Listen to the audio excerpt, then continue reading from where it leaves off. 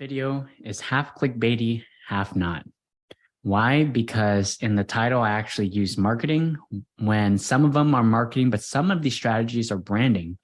So in this video, I'm going to share with you the difference between the two, but I'm also going to be sharing 7 essential marketing and branding strategies to help you win. So you might be thinking, what is the difference? What is the difference between marketing and branding? So marketing is more math, right? It's more science. It's if I spend this amount of money, I'm going to get this amount in return. So it's very black and white. Now, branding is the feeling side. It's the arts. It's the goodwill. It's how you make people feel. And so because of that, it's going to be a lot more difficult to measure. And so if you have a piece of artwork, right? Like the piece of art is going to look different to everybody, right? You might like a piece of art, someone else might not like it. And so that's really the main difference between the two. Companies that are actually going to win in the long run are companies that are built on branding, because branding is feeling, it's an emotion.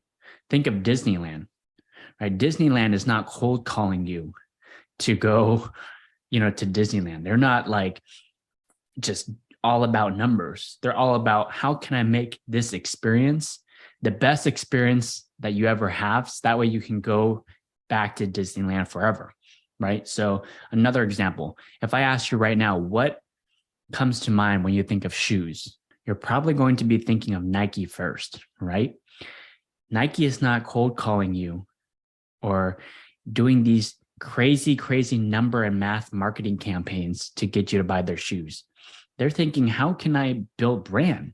How can we build a company built on brand to where people think of Nike first the next time they need a pair of shoes? Same thing if I ask you, let's say I ask you, what company comes to mind when you think of a fast food restaurant? Probably McDonald's. McDonald's is probably the first company that comes to mind for a lot of people. Why? Because McDonald's is built on branding. They're not just focused all about the numbers. They're focused on how can we get people to feel something and remember us the next time they want to go eat out. So that's the main difference between branding and marketing. A lot of people, when they first go into marketing, they either focus on sales, like the cold calling or the cold emails, the cold outreach, but they also do paid ads, like your Google ads or Facebook ads. And although ads are great and it should be part of every marketing campaign, a lot of B2B companies, the mistake they make is they neglect the branding. And so if you really want to differentiate your B2B business, then focus on the branding. Add branding into your repertoire of different strategies. Now, before I go into the strategies, the second thing that you got to really understand is that B2B companies are very used to sales. They're very used to quotas. They're very used to, hey, let's have a team of cold callers and call these people, or let's have a team of people send out emails, cold emails to generate sales appointments, right? So they're very used to that. They have that in their DNA. But whenever we talk about branding, it's not natural. Okay, because sales, you can experience the sale pretty quickly, right? If I make a call, I'm going to get these many appointments. I'm going to, get these many sales pretty quickly, in a short amount of time. But if you think about branding actually takes a long time to build. Amazon was not built in a few weeks, right? Disneyland was not built in a few weeks. Nike was not built in a few weeks. McDonald's was not built in a few weeks. It took them decades to build a powerful brand. And of course, the longer you do it, the more of a stronger brand you build, but it's going to take time. And so that's the second thing to understand, that branding will take patience and you're not going to get instant gratification. And so that's actually going to differentiate your business, because all these companies are looking for that instant gratification. Branding is an emotional connection. You're building relationships with people, while sales and marketing is highly transactional. Sales and marketing, you go out and you're chasing people. Branding is you let people come to you. They think of you first the next time they need your product or service. Now, I'm not saying that one is better than the other. I'm just saying that a lot of people neglect branding. And so if they can really enhance their branding while still focusing on sales and marketing, then they're going to have a robust strategy. They're going to have a robust campaign that's going to help them outcompete and dominate their market. All right. So the first strategy number one is LinkedIn events. LinkedIn events. You probably haven't heard much about LinkedIn events. It's because it's relatively new. So I'm sure you heard of Facebook events. LinkedIn also has their version called LinkedIn events. This strategy is also called the host of the party strategy. And so it helps you be more memorable. What do I mean by that? So think about the last party you went to. It could be a holiday party, it could be a birthday party, whatever party it is. You're probably not going to remember most of the people that attend that party, right? But you're going to remember one person. The person that comes to mind first is the person that hosted the party. And so same thing here. How can you be the host of the party is you create a party. You create something called a LinkedIn event. And so with this LinkedIn event, it could be a number of things. It could be a networking event, but one of my favorites is either a webinar or a workshop or some sort of class where you're educating people. You're seen as the authority. So if someone is deciding between your product and service and a competitor's, and they see that you are out there, you're building goodwill, you're teaching people, you're teaching classes, you're teaching workshops, you're being a leader in your niche, you're being a leader in your industry, then they're going to see you as an authority in your field. And you're actually going to outcompete your competitor because your competitor is not out there hosting a party. Your competitor is not out there teaching classes. They're not out there spreading goodwill. But guess what? You are.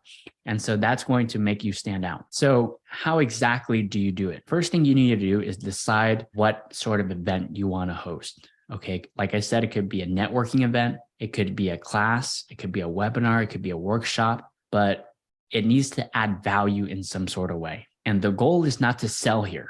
Okay, the goal is not to pitch your products or services because we're doing this event recurringly. You're going to be doing a lot of events in the future. Of course, different types of events, but you're going to do it in the future. And so what you don't want to do is you don't want to sell people in the first class and they go out there, they tell everybody, hey, don't attend that class because they're just going to sell you, right? You don't want to build that reputation. You want to only add value. So after you decide what kind of event you want to host, the second step is to create a catchy title. A catchy title should have the problem that your potential clients are facing. So for example, if you are an accountant, then a good title might sound something like how to reduce your business taxes, 7 mistakes business owners make related to their taxes. You catching on? So it's problems that you solve for your potential clients. A title that's going to hook them in. And once they see that title, they're like, hey, I have that problem. And they want to attend your event. Now, if you're not sure exactly what title you should have, then go to Google. Google is going to be your best friend. You can literally see what questions people are typing related to your product or service. Step number 3 is to create the actual event itself. So you go on LinkedIn, there's a ton of videos on how to do that, but you go on LinkedIn, you create an event, you put in your title. After you put in all that information, then you invite all your connections. And you can actually invite 1,000 connections per week. It refreshes every Monday. So you send your 1,000. If you have 10,000 connections, you can send out 1,000 per week until you hit 10,000, right? And so that's the second thing, is to invite your connections. And pro tip, you don't actually have to click. You can, in the filter out, let's say, a country like the United States. And if you use the filter, it allows you to then select all. Now, the problem is that you're going to have to keep scrolling. Just click the scroll button, but you scroll down and then just keep checking to see if it's 1,000. You click on the check all box, and then it shows you how many have been selected. If it's not 1,000, then you can unselect it and do the same thing until you hit 1,000. And then you send out those invitations. Step number 4 is going to be sending out reminders. So a lot of the people that mark that they're attending have not registered. So chances are, if you're hosting an event, you want to host it on like a Zoom, right? Where you can share your screen and you can do all these things, right? Zoom has a lot of capabilities. So it's going to be an external link that you share. And so a lot of people, they just click that they're attending the event, but they don't take the second step and actually go register for the event.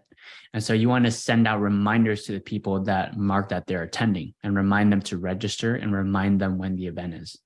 And so don't be discouraged if not that many have registered. Just remind the people that, to register and to register through the link. So I have been teaching a class, pretty consistently every single month on different marketing topics.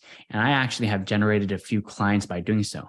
And remember, you don't sell in the class. So just by educating people, people are like, wow, this is great information. You seem like an authority in your field. I need your service. Tell me more about what you do, right? And so people are actually going to ask you about your services if you do a great enough job educating people and adding value to them. Number 2 is automated cold outreach. Now you might be thinking, cold outreach, does that still work? Yes, it does. This falls within the marketing because it's highly transactional. But really the main benefit of doing it is, number 1, it's inexpensive, right? It doesn't cost much to send out a cold email. It doesn't cost much to send out a cold LinkedIn message. So as far as cost goes, you don't have to spend thousands of dollars like you would on paid ads, Google ads, or Facebook ads or LinkedIn ads.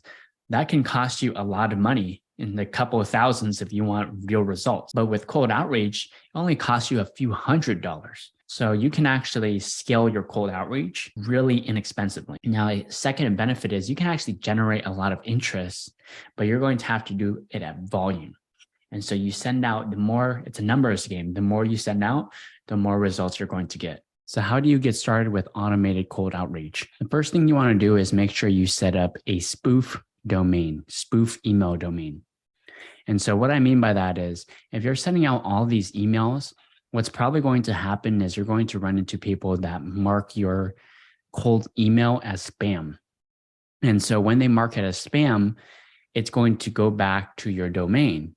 It's going to affect your domain. And you don't want to get your domain, your main domain, blacklisted, right? If you're using a specific website for your main email, you don't want that blacklisted. So what you want to do is you want to create and purchase a different domain where it's almost like a burner. If it's marked as spam, no big deal. That's not your main domain. So there's a bunch of videos out there teaching you how to do that. It is a process to set up, but once you do, you should be good. Second thing you want to do is to go to a lead database and generate leads.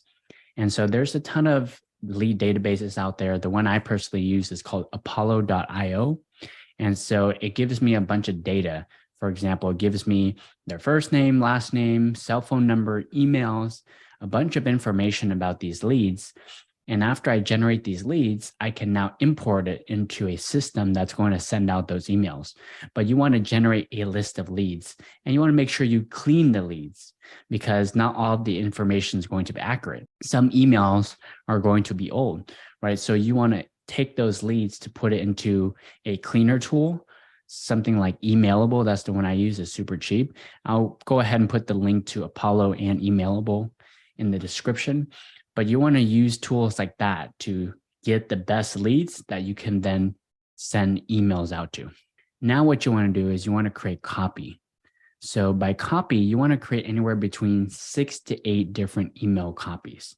Now, the reason why you just don't want to create one is because that one email copy might not work. In fact, I can guarantee you most of the time it's not going to work. And so you want to create 6 to 8 different variations of emails. So that way you could test out what works and what doesn't. My rule of thumb is you want to send each copy out to 300 leads, at least 300 leads, to be able to see if it's good or not. If it's not, then ditch it. If it's good, then you can keep it, but keep iterating your email copies. Now, in addition to email, I actually use LinkedIn automation.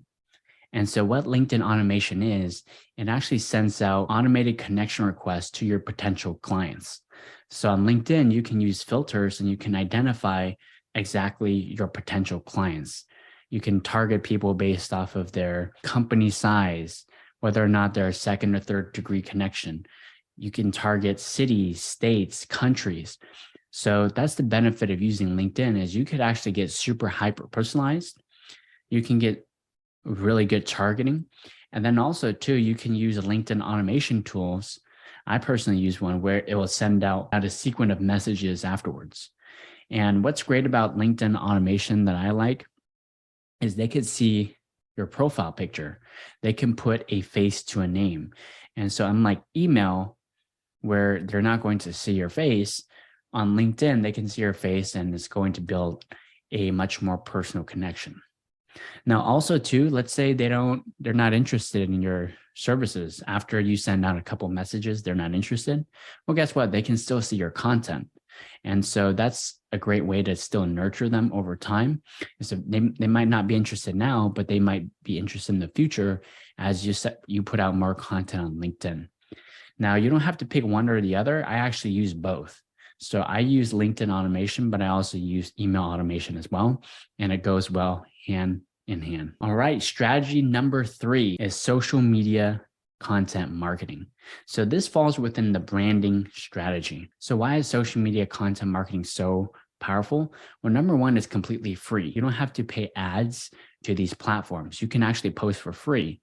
And when you post, you can reach hundreds and thousands of people, especially if you focus on the platforms that are highly organic. And what I mean by highly organic is platforms where they're still trying to acquire more users. So they're going to give you more free reach in order to incentivize you to post on that platform. So some platforms have really matured over time, right? And now they're focused on monetization, but you want to focus on the platforms where they're giving you a ton of organic reach whenever you post. Now, how do you get started? The first thing you have to do is to decide what kind of content you want to create. It has to fall within one of 2 categories, educational or entertaining. For most B2B companies, you're probably going to go down the educational route. And that's totally fine. Now, if you have some great charisma and you're like entertaining, you're a comedian or something along those lines, then you can go down the entertaining route. For most unfunny people like us, we're going to go down the educational route. And so what is educational? Educational is just answering questions that your potential clients have or they might be thinking about. And so an easy way to figure out what sort of questions they have is to go to Google, is to type in common questions around and then type in your industry, right? So for example, for me, since I'm a marketing company, I'll go on Google and I'll type in common questions people have around marketing. And so I'll see a list of questions that people have related to marketing, and I can actually answer those questions through video. Same thing if you're an IT company. Let's say you provide IT services. You can type in common questions people have related to IT or IT services. You can go to sites like Quora, same thing, Quora.com. People are constantly asking questions on there. And so that's an easy way for you to figure out what your potential clients are thinking about or what sort of questions they have. Now, after you start to figure out what sort of content you want to create, you want to come up with a schedule, a consistent schedule where you're going to be posting no matter what. And so I recommend that people start off small. Okay, you don't want to jump into it and go super hard and super heavy, is because you're going to get burnt out. It's almost like if you've never worked out before and you start going to the gym and you go super hard, super heavy, you're going 2 times a day, eventually you're going to get burnt out, right? And so what you want to do is you want to take baby steps into it. That way you can build the discipline, you can build the habit. And once you build the discipline and the habit, then you can start ramping it up. And so if you're not posting at all and you're just getting started with social media marketing, then get started maybe a few times a week and do that for a few weeks. And once you start to get in the habit of doing it, then you can increase it from there. Then you can go into maybe once per day, and then you can ramp it up from there. But there are levels to it. The more you post, the more likely you're going to generate leads. If you're only posting once a day, that's totally fine. But keep in mind that that's only going to get you to a certain level. That's only going to really make you stand out from your competitors if you're posting once a day. Now, if you really want to start generating leads and interest, you have to be posting anywhere between 3 to 5 times a day across multiple different platforms. And so keep that in mind and tailor it to based off of what your goals are. Now, after you come up with a plan and a schedule, then you can start looking at the analytics. So the analytics will tell you which posts are performing well and which ones just did okay. And so you can look at the ones that did well and figure out, why did this post did well? Was it because of the topic? Was it because of the video quality? Was it because of the mic quality? Was it because of the content itself? Was it the hook in the beginning of the content? And so you can start to decipher why it did well. And then based on that, you can create more content like that to generate more interest. All right, this next one is one of my favorite tips. Strategy number 4 is what I call the podcasting strategy. So there are 3 main benefits of the podcast strategy. In fact, with your time that you spend on the podcast strategy, it's a triple win. You actually accomplish 3 things by doing the podcast strategy. So the first thing is you build goodwill, you build your authority. As you're doing these podcasts, you add value to your audience and they see you in a better light. They see you as the authority in your industry. So for example, if they see someone who's a typical business owner that's doing the exact same thing that you are, and then they see you doing the same thing, but you also have your own podcast, it elevates your brand. You're seen at a whole different level than your competitor. The second benefit of the podcast strategy is you can actually generate sales. So what do I mean by that?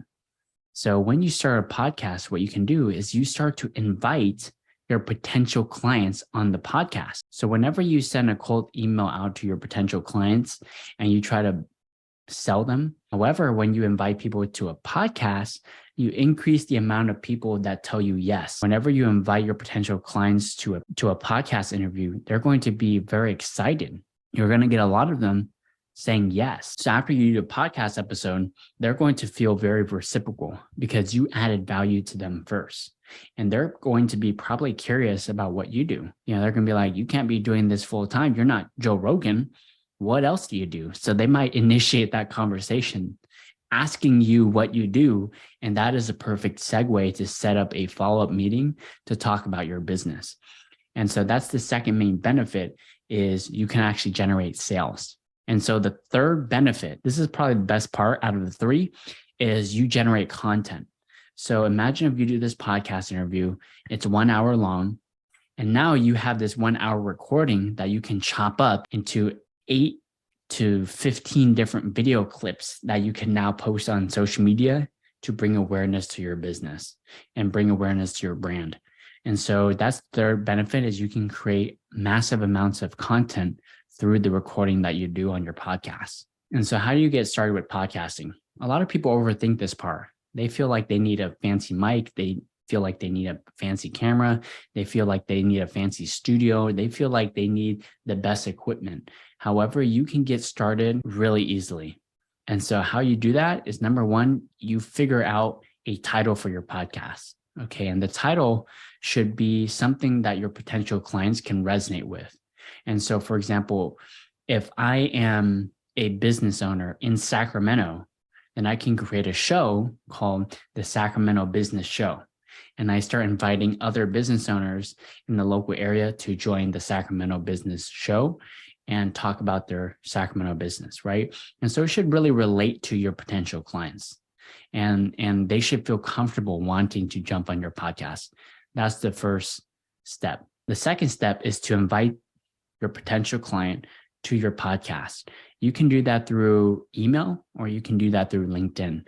But those 2 platforms would probably be the best, especially if you're in the B2B business, if you're in the B2B space, is to invite them through email or through LinkedIn.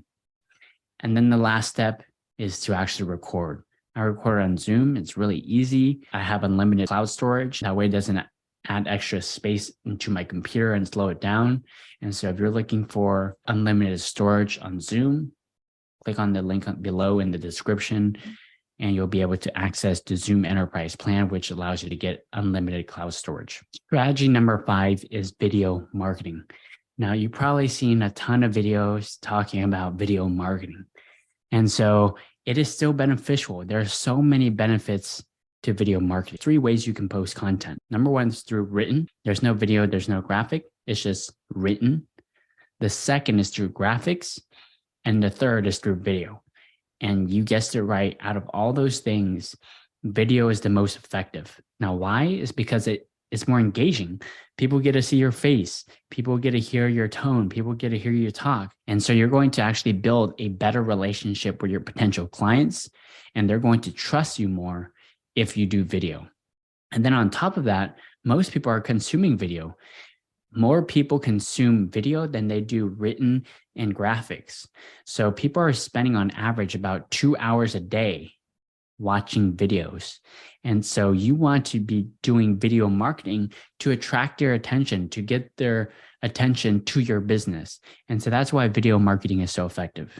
And then lastly, studies show that people are more likely to actually buy your product or service if you are using video than any other sort of medium. Now, how do you get started with video marketing? It's actually a lot more simple than you think. You don't need a fancy camera. You don't need a fancy lens. All you need is your phone. Okay. And chances are you probably have a smartphone. You can use that smartphone to capture content. You can actually bring up your phone and click record. That's how simple it is. You can actually get started really, really easily. And so number one is don't overthink it, is to actually use the video that you have on your phone. That should suffice. Number two is to create a hook. And what is a hook? A hook is something that you put on your fishing pole, and then you go fishing, you reel it out, and you get the fish. The fish is caught in the hook, right? No, I'm just kidding. So, but think about it that way. Think about it that way. Think about how you can make your videos to reel people in, to hook people in. And so a hook is the first 3 seconds of the video. It should really hook them in. It should capture the audience attention and make them want to watch the rest of the video. The third tip is, if you're creating short form videos, is to keep it under 59 seconds. And so right now, Reels and Shorts are very hot. TikTok has really changed the landscape of how social media platforms are keeping people's attention. TikTok came along and said, hey, we're going to create less than 60-second videos to capture people's attention. And so people are into that stuff. Strategy number 6 is SMS marketing, or in other words, text marketing. So why is text marketing so powerful? Well, number one is it has extremely high open rates. So for example, if you post something on social media, you might get maybe 10% of your audience, maybe even less, 5% of your audience actually seeing the post. If you send out an email, you might get about 20 to 25% of people that you send an email out to will actually see your email. However, with text, you get over a 90% open rate. Over 90% of people that receive your text will actually see it. So that's why it's so powerful, is most people actually see your message. Now, the second benefit is you also increase your reply rate. So going back to the example earlier, if you post on social media, you only get a small percent of people that actually comment on your social media posts. If you send out an email, you get a small percentage of people that actually reply back to your email. However, with text, think about your last few texts. You probably replied to most of your text. And so with text messaging, you increase the amount of people replying back to you. And then here's the most powerful benefit that I see with text marketing. So let's say you're building your audience on LinkedIn, or you're building your audience on all these other social media platforms. That's great, and you should definitely do it. But what happens if they go out of business? What happens to all your followers? They disappear. The thing about Thanos snapping his finger and all your followers disappearing. That's what happens if you just rely on social media. And so with texting allows you to keep your followers. It allows you to keep your contacts, because if a text platform goes out of business, guess what? At least you still have their phone numbers. At least you still have your contacts' phone numbers, right? And so you actually own your followers. You own your contacts. And so it's an asset. Text marketing falls within both categories of branding and marketing. It's a mixture of both. Okay, so how do you get started with text marketing? You need a phone number that's separate than your cell phone number. And there's so many text services out there. You can find one, you can create a phone number, and then you can get that set up. Number two is you need an automated message whenever someone opts in to receiving your text messages. So it's by law that you have to send some sort of message to let people know that they can opt out at any time, or they can, type in stop or whatever. And so you want to follow the law. You don't want to get sued. So you want to make sure you have an automated message that goes out to people whenever they opt in, for them to be able to opt out if they want to. And after that, you can start nurturing the people that opted in. You should add value in some sort of way. Okay, or you can be relationship building. So for example, I send out a text whenever there are major holidays, Christmas, New Year's, 4th of July, texts like that, wishing people a happy holiday so that way I can be top of mind. That way I still have that relationship with them. You can send out text messages that are motivational, motivational text messages to get people going, to get people to be encouraged. That performs well too. And so think about how you can add value to people in your text messages. And then lastly is to grow your list of phone numbers. How do you do that? Well, you promote it. You promote it everywhere. I've seen some people put on their shirts, their text number on their shirt and get people to text them. One of my favorite ways to do it is I do a class every single month. And whenever someone registers, they have to put in their phone number. And so whenever they put in their phone number, they get an automated text message from me. And so that helps me build my text community. All right, strategy number 7 is email marketing. Yes, email marketing still actually works. A lot of people are actually buying products and services through email marketing. It's actually one of the most effective ways to sell. And so email marketing still works in 2023. Now, in addition, going back to text marketing, the last strategy I shared with you is you actually own your emails as well. So if all the other social media platforms go out of business, guess what? You still have your potential clients or your clients' emails, and you can still build that relationship with them. It's not going anywhere. And so it's an asset. Just like phone numbers, you definitely want to build your email list. And so how do you get started with email marketing? One of the best ways and one of the most popular ways is to create a freebie. And if you don't know what a freebie is, it's basically a free item or a free product or a free PDF, a free guide to give people. It could be related to your products and services. So for example, if I were to create a freebie related to marketing, I could create a freebie where it might be something like 5 common mistakes people make related to marketing. And it might be a PDF guide that people download. Maybe it's an ebook, a quick book that you created to help people avoid the common mistakes that you make. So it should be something free that adds value where people exchange their email in order to get this freebie. Now, after someone opts in, then you want to send them a series of automated emails. Now, the emails are not designed to just sell right off the bat. It should nurture them. It should still add them value and lead them towards a journey to eventually inquire about your products and services, but it shouldn't be in the first email. So typically it's a series of emails that stretch anywhere between 4 to 12, 15 different emails until you actually ask for the sale or ask to do a sales meeting with you.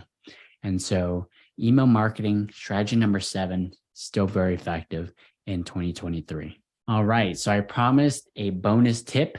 Bonus tip number 8 is leveraging AI technology, artificial intelligence technology. AI does, it increases efficiency. So if you go back every single one of the strategies that I shared, AI can actually speed up the time that it takes to really implement that strategy. So for example, the first strategy was creating some sort of LinkedIn event, right? Or creating a class, creating a webinar, creating a workshop that you can host.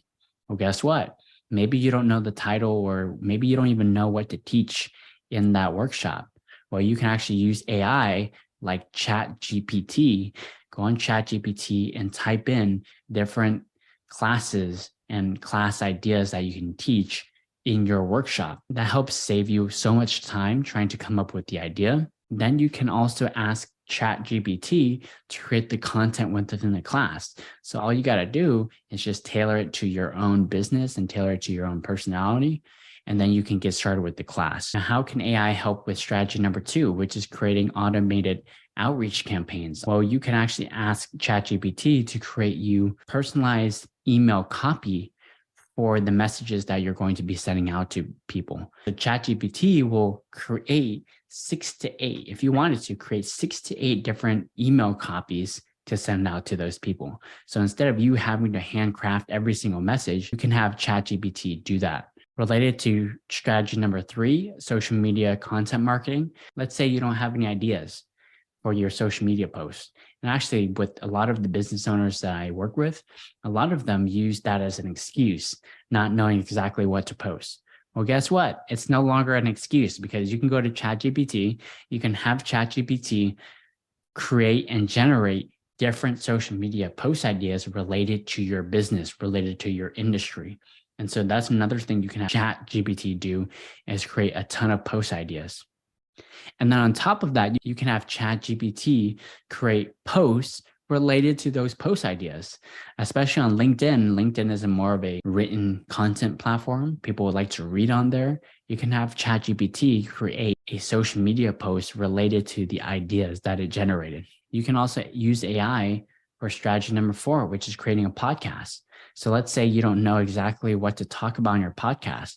Well, you can have ChatGPT generate content ideas and podcast ideas for your specific business. You can also have it create interview questions, maybe top interview questions to ask for a specific type of person. You can also use AI for strategy number 5, which is video marketing.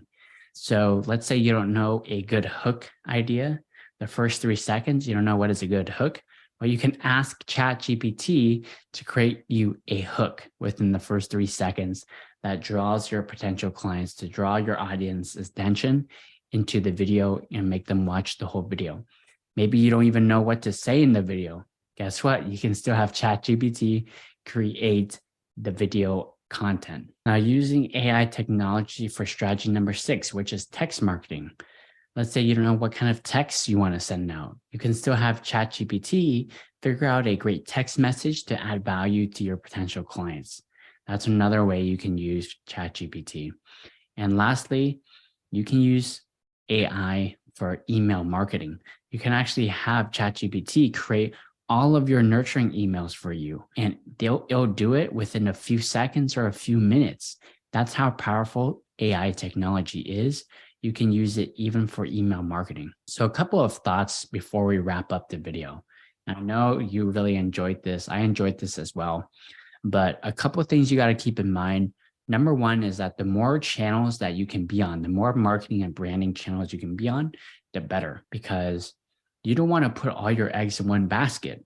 If that basket breaks or if that basket goes away, then you're totally screwed. I remember a few years ago, Facebook ads went offline for one day. And there are so many businesses that were affected by that because all they relied on was Facebook ads. And so their business literally lost millions of dollars in one day because they relied on one strategy. And so just like, the saying goes, the average millionaire has anywhere between 6 and 7 streams of income. Well, your business should be having a ton of different channels of marketing. And so that kind of leads me into the second point, which is you want to make sure that you focus on one strategy first and you double down on that strategy. Get really good on it before you add any more. And so if you try to figure out all these different strategies at the same time, you're going to get confused and your efforts are going to be split, right? Instead, you should pick one out of the 7 that I shared with you, double down on it, get really good at it, start generating leads and business from it. And then you can add on a second one, and then eventually a third one, a fourth one, fifth one, until you hit all 7. And so don't split your focus in the beginning. If you're doing none of these, really focus one at a time and really get good at one at a time. So I hope this video really added value to you. In the comment section, let me know which one was your favorite strategy. If you got value out of this, make sure you smash that like button, really hit it hard to let YouTube recommend this video to other B2B businesses, because B2B business, it could be really tough, right? And there's a small amount of us. And so the more we can help each other, the better. Thank you so much for watching this video. I'll see you in the next one.